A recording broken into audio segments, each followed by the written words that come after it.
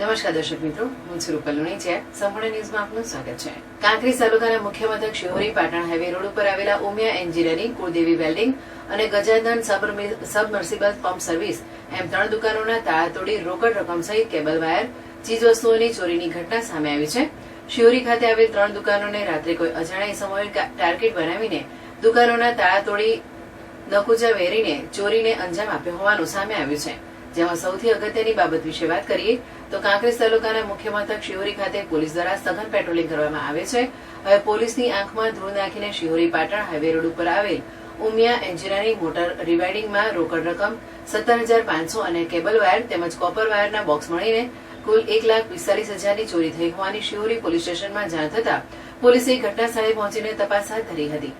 અરજદાર પટેલ પ્રકાશભાઈ મણીલાલ મૂળ રહેઠાણ પાટણ, ધંધો શિહોરી ખાતે છેલ્લા કેટલાક વર્ષોથી બોરના કેબલ વાયર તેમજ કોપર વાયર સાથે મોટર બાંધવાનું કામ કરેલ છે.